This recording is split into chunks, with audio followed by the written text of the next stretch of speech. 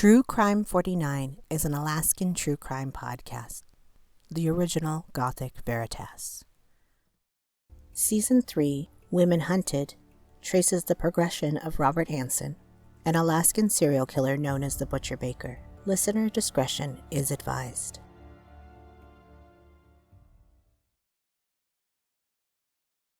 The sunlight breaks upon the skyline of glass and steel, illuminated in the warm peach light.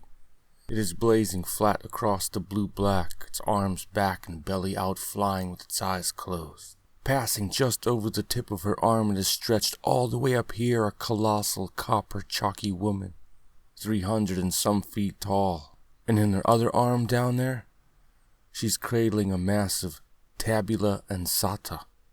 From under her robes, a chain part shattered off is seen slipping from her ankle. Welcome to True Crime 49.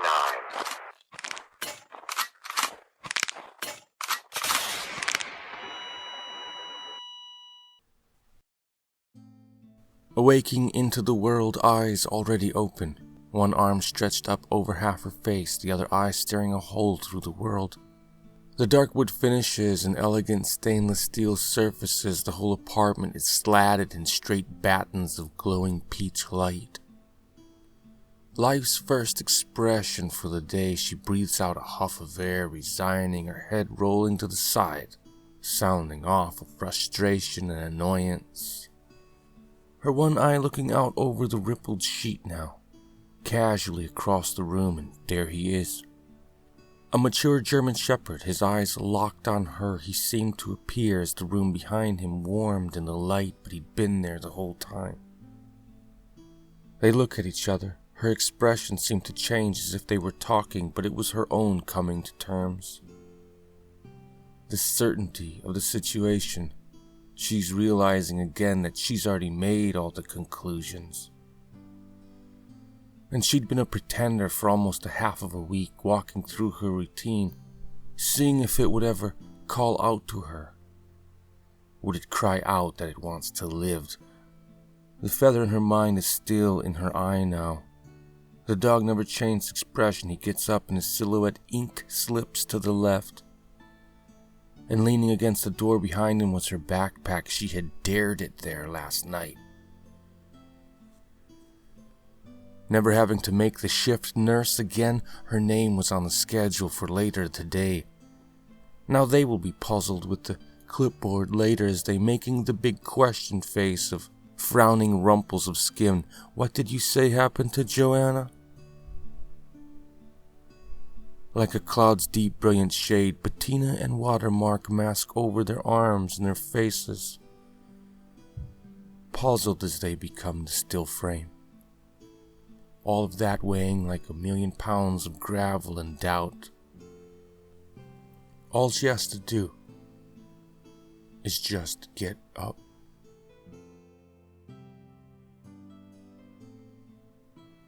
Coming in from a slow spinning horizon are the mountains. It's for the snow up there and the barren stone the wind whistles. And sloping trees coming massive down to the sea. It is turquoise. The rain is dripping from the fascia board. It must have been royal blue all those years ago, but now it is reverent, having become periwinkle. Blueberry faded just before gray. When the door opened, it was the mountains, the backdrop of the trees and the glacial ocean, all in panoramic. The old wood porch in the frame of the squinting housewife's door when she opened it. The blind light closed around the dark form. It was a young woman, and she's standing. She must have came in out of the rainburst. Her neck is turned back, looking at the ocean and the mountains. Her hair is slightly wet. She must have been distracted as the door bumped the umbrella bucket. She came back around. Her eyes were caught off guard, and there was the likeness of a child in there. The girl cleared her throat and inquired about the room for let. It was her professionalism, and there was this air of diligence she radiated. It was very endearing. Inviting her into the boarding house, talking a waving hand over the common areas, beginning the small list of regulations. Partway through, The housemaid huffed and rolled her eyes, waved the procedures away with her fingers, something exasperated by the nuisance. They both smiled and squinted their eyes at each other. Showing her her room, she told her to take her time, and there was fresh towels in the linen closet, the top of the stairs, the vintage wooden door to the common bathroom.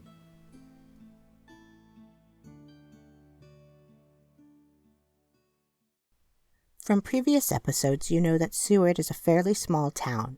In 1980, Seward had a population of less than 2,000, the ideal size for young Joanna Messina. The 24-year-old woman had trained as a nurse in New York.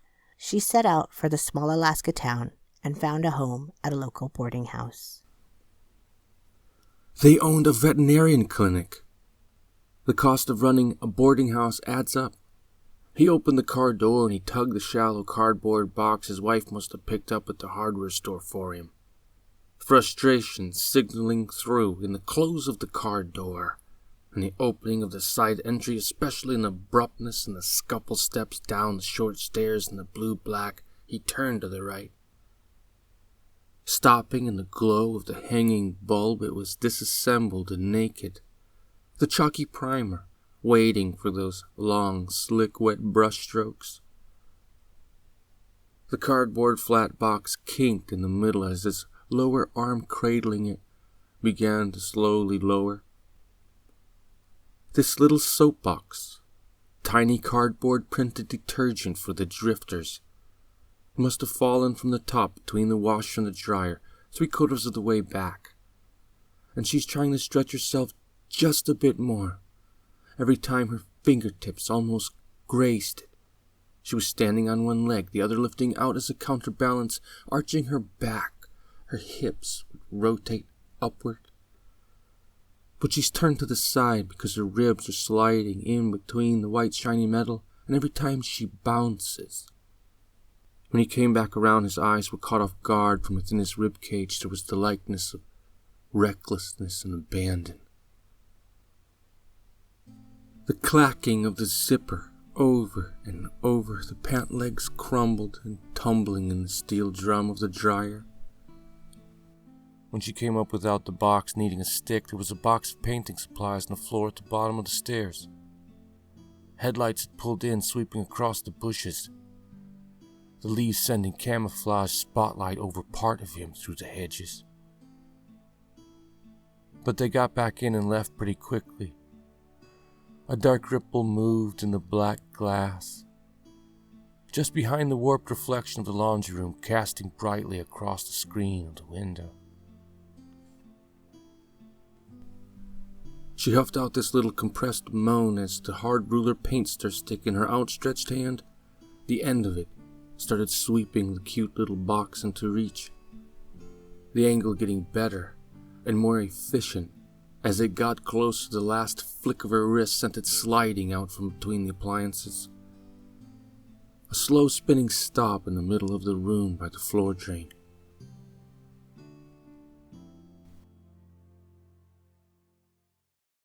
A quote from the book Mindhunter by John Douglas says, "Put yourself in the position of the hunter. He will lock on to a single one out of thousands. He's trained himself to sense weakness, vulnerability, something different in that one that makes them the most likely victim." Joanna had told many people that she desired a job at the cannery, romanticizing the warehouse converted into a fish processing plant next to the docks. She spent most of her time reading and roaming with her dog. Killing time around Seward would be noticed by most locals and anyone else observant. Often predators keep track of the times and locations of their potential victims, some taking full advantage of transients. The swinging door at the clinic has a bell up at the top corner that hits the thing. The bell rattled open in a way that means 911 in dog ears. As the dog came into the receiving area, he was part cradled on arms heavy like cordwood, a larger breed, long hair. Aged a year and a half, had a deep tear in the adipose tissues, in the pad of the foot, the kind of injury consistent with going up a steep muddy embankment, losing grip, kicking back suddenly. across some piece of an old bottle or the corner of a rusty truck frame. Adipose tissue has in recent years been recognized by the veterinarian avant-garde as being a major endocrine organ. All of the amazing implications of what that means, and the tear, they never crossed his mind. It was Joanne, and she was trying to be brave, and she was exhausted from carrying her baby. She wept. A few tears were hot on the lapel of his button-up shirt. She'd carried him through a light drizzle the whole way. As he focused his eyes, trying to remember what in the hell did they teach them in year 1 of veterinarian school. The fabric is wet and transparent. She gently pounded her little fist into her own palm that she knew better, and she should have listened to her instinct. He feels drunk or in a dreamland, but now he has taken command of the situation, and he's getting her a baby boy all cleaned up, and gave her a small bottle of the cream to apply 2 to 4 times a day. We need to stay on top of those fresh stitches, he told her, really coming into his stride now. She made him remember why he went into veterinarian school. He wasn't afraid to say it to himself now that he has passion for her. It is hot at his temples, dumping from the fatty tissues of his endocrine system. It clods over his ears and threatens to blot out his eyes entirely, numb and drunk, drowning in the hormones. In the downstairs, he'd been painting the ceiling when she came down to put a load in the laundry. And they both blushed as she slid by, and it was to move the wash into the dryer this time. His heart pounded in his ears. The time he was about to head downstairs, the first step down the board creaked. It was written on a greasy board to-do list she'd made for him. Shower nozzle, toilet paper holder. He stopped at the "Psst, hey," and looked back over his shoulder, half on one step, half on the other. And it was 1.5 inches of Joanne peeking from the old vintage door, the common bathroom. It ends up the lady that answered the door wasn't his wife. She was just the property manager. It takes a keen eye to know the difference of cigar smoke in the carpet deposit, and who was on routine by the creak of their departure down the old wood stairs and out into that beautiful scene of the mountains, clashed together and frozen in time. The changing stone in their faces, the sea is glittered with it now. In the laundry room, he was painting the lid with a mini roller. It is submerged in a half can of paint to keep it from drying. His leg is outstretched, the other kind of in a James Dean pose. Part in the shadows, he loses his footing, the bucket he was on, or the step stool. The rusty corner of the metal, his hand grasped the jagged edge recklessly. Coming round his ear and his cheekbone, his eyes were bulging out, staring into the dark. The sun is ever driving the day before itself, passing over each terrain all the way up here to Seward, Alaska. But when you become tagged to the earth and you must stay behind as it passes over, it almost seems he's being sucked into it. This glowing ball of light and midday picnics, the sun pulled into it now completely. The ball of light trudging away cradled him in the womb, loving upon the walls, knowing they must love you back. Over the horizon of mountains, wrecked like castles, there are golden tones. Deep, singular across massive stone edges and speckled upon a few cloud tips, and across a glint of some fog cloud. But now, in the blue-black again, outside the window, an ink silhouette has moved back into position. Immediately, is it the dog's collar ticking and the kick scratch?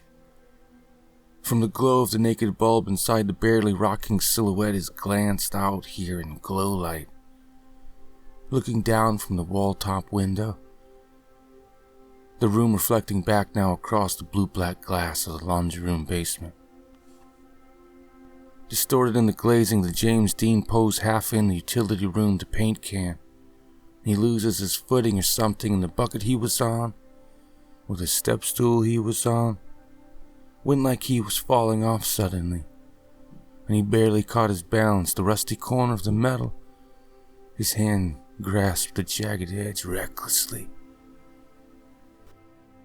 Coming round his ear and his cheekbone, his eyes were bulging out, staring into the dark, as her hair rocked back and forth like the harness and the horse, her strides leading his breath, a talent. And she went straight to the top of the list. The lower outsides of his eyes seemed to puff down and sag as they were slowly becoming poached egg right before you. It was exhilarating, but the obsession is the list. He called them summer projects later in the interviews on tape. During the avalanche, it's so serene, but when you step out of it, the damage control.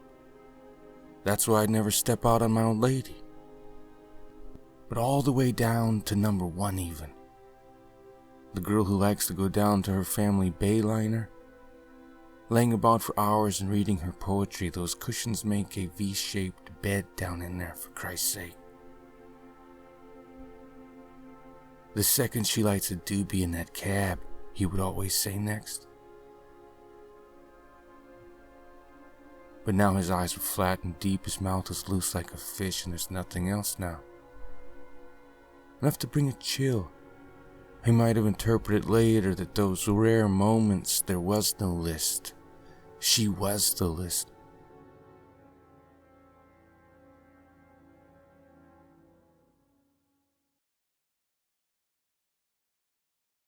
In the bird world, they do these dances before striking a dramatic pose in the plumage and the colored feathers.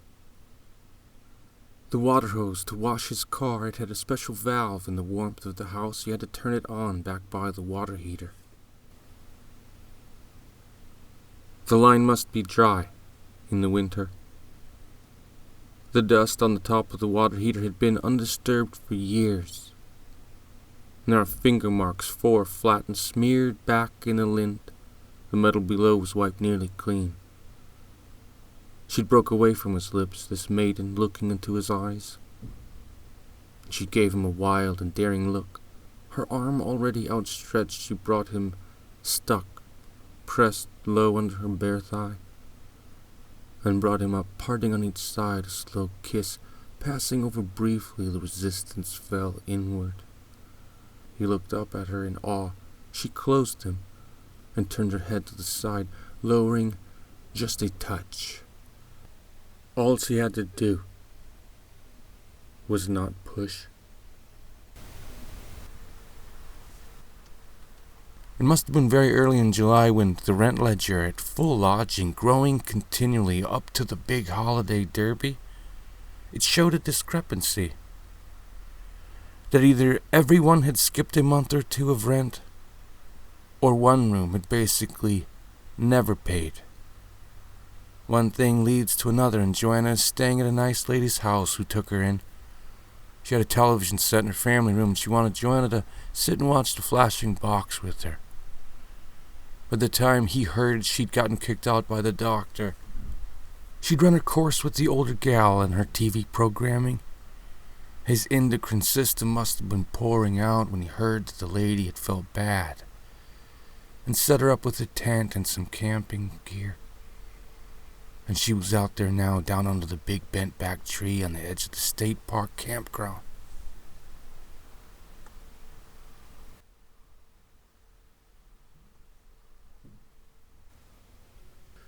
To Megan's mother up in Delta Junction, and poor Michael who got the call about Mary over the holiday. The picture of Seward near the 4th of July must be something never spoke of. The ideal backdrop looks like a brochure, but for them it is the last moments of the chance to see them, with their eyes still alight in life. But they are in terror, though, and the hours are shattered by the deafening screams of her child they must be. So early in July 1980, the television set would have been pulsing the lights of the screen when she would have turned down the Jeffersons. Mr. Jefferson walking with his arms back and his chest out, and she's asserting herself like he was. She'd held herself off for as long as she could all day. It was her mantra. If you still haven't heard from her by 9 o'clock tonight, then call the troopers. And when she got off the phone with them, the plastic phone settling into the cradle, the lights in the other room are flashing upon the walls from the screen. The world must have felt empty and eerie to her. And the call didn't even make it until the first commercial break, and as it began, she was staring up into the floorboards. In 1980, the city of Seward had their third missing woman on 4th of July weekend. Joanna's victim risk factor was extremely high. She went from a trained nurse in New York to being kicked out of a boarding house and a friend's house, living in a tent unemployed. Even Hansen himself said in an interview that she was desperate. She was the perfect victim for him to lord over and play God with. Over and over he would tell women no one would believe them. He was upstanding and prominent. Many of those girls were too young to know what he was talking about, or sex workers who knew the truth of it. Joanna's degradation would be different. So the troopers went out and made an inquiry with the old gal who runs the boarding house. She knew immediately who they were talking about, the girl with the German Shepherd. She waved her hand over her well-kept living room. It was meticulous, and over her threshold like it was of no consequence to them. She invited them in from the door closing. The thing is, she says, is that the veterinarian doctor kicked her out. In the property manager world, they shoot in the 8-ball in the opening. The rest of the game, you already knew who'd won. A person passing near her when they were on the porch, he almost bit someone. And she had also estranged nearly all of her fellow renters, it says in the report. It went so far as to say it was through her own behavior. And then also that of the dog. The interview was going great, and the old gal signaling to their ears somehow that, there's this board at the top of the stairs, and without fail it squeaks. Towards the back of her apartment, this really cool angled ceiling centered above her mattresses, the bottom of those stairs.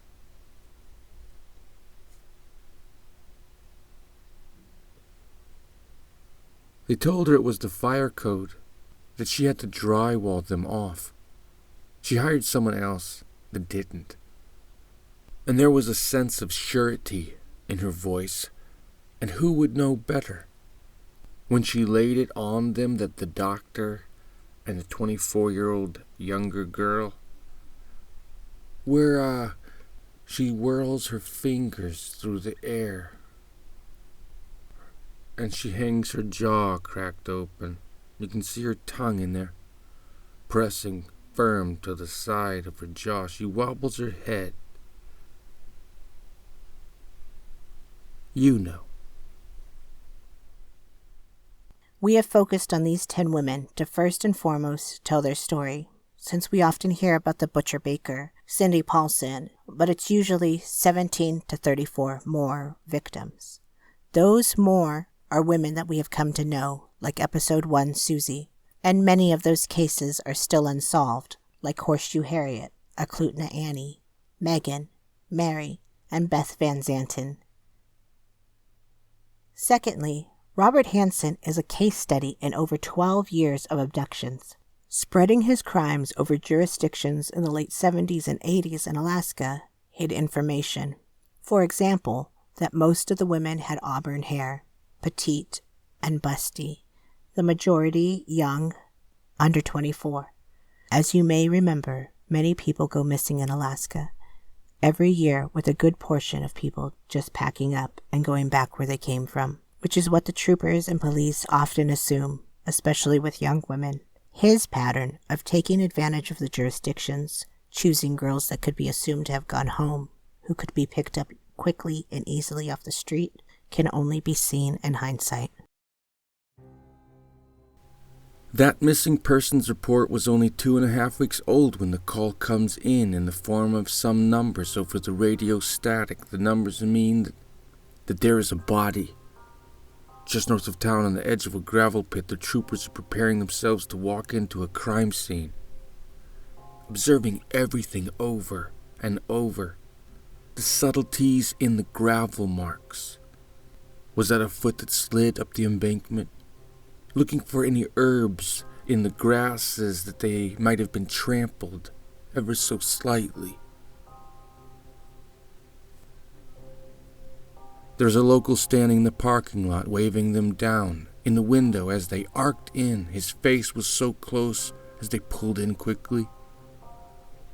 He looked over the part open window frantically that there is a bear on her as they were pulling in to the stop. There once was a girl wearing almost nothing, and she was dragged there in a white sleeping bag and hastily buried. Beneath only inches of gravel, the fabric and the cottony hollow fill in the sleeping bag's white pristine exterior is now speckled with fresh mold cultures, popping up over a field of putridness. He had dragged her here after he had used her. He grunted, moving her around like that. Across the ground, she's in there. Look of peace. She is so much at ease. It's how she was yesterday at this time. And during the mind play with him. The taunting. And the taunting them with hope.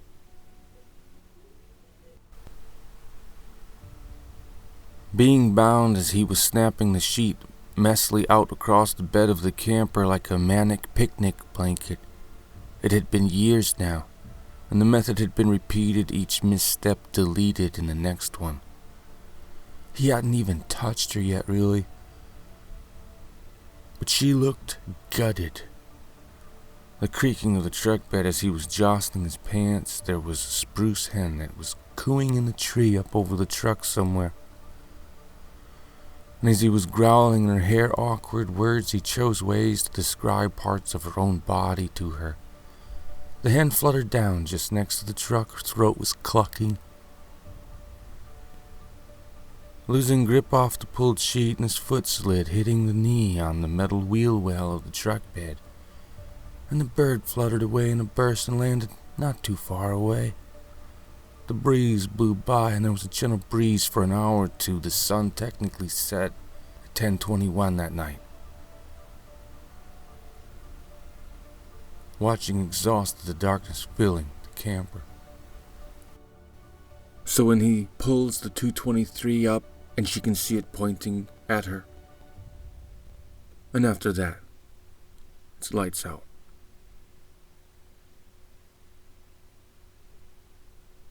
The white bag bulging over days and bursting inside, the fabric becoming leached brown in water and orange slime.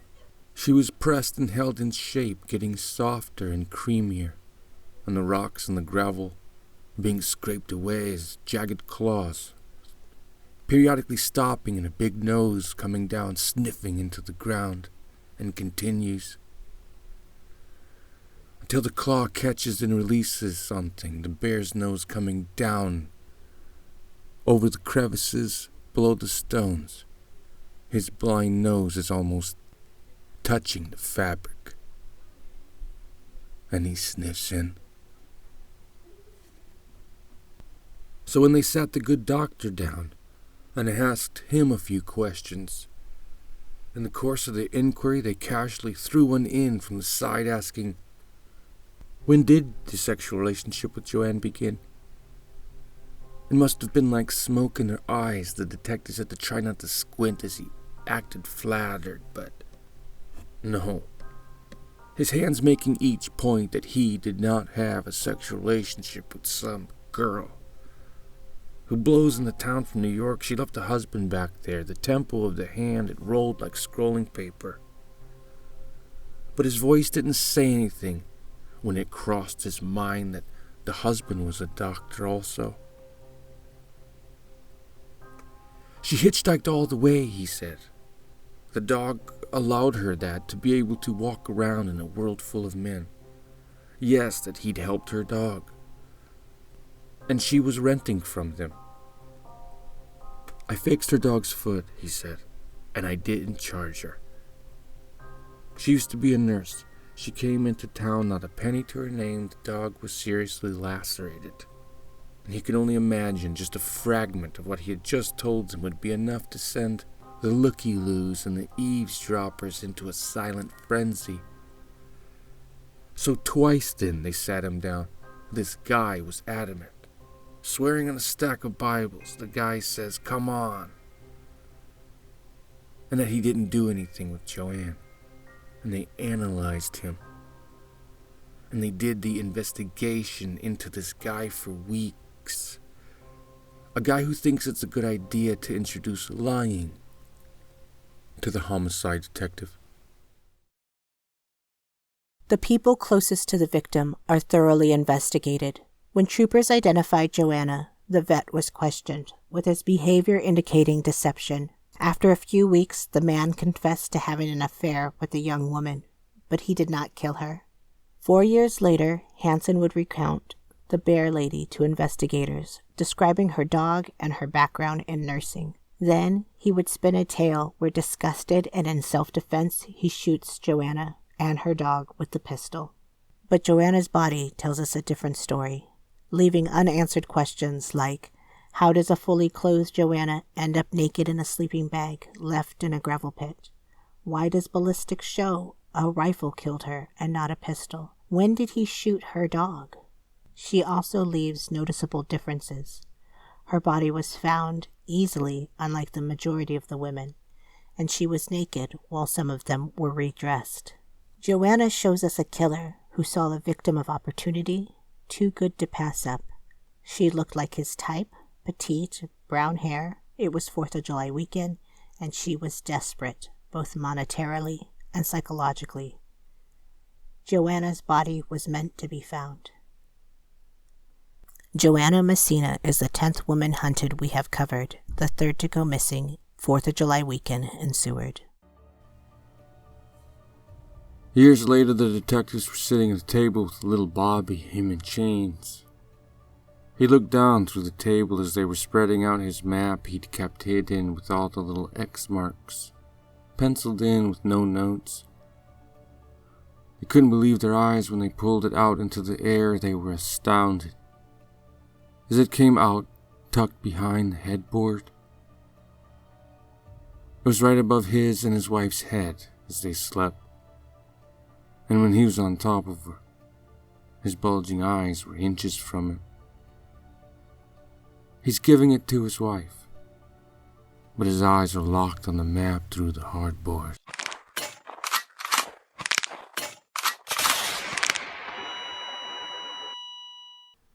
Thank you for listening to True Crime 49.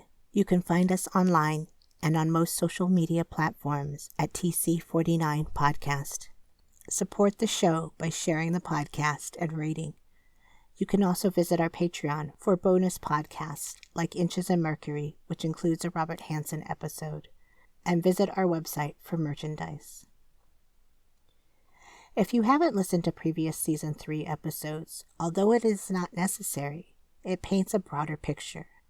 We mentioned Acclutna Annie and Horseshoe Harriet, Episode 5, and Megan and Mary, Episode 3. True Crime 49 is an Alaskan true crime podcast, the original Gothic Veritas.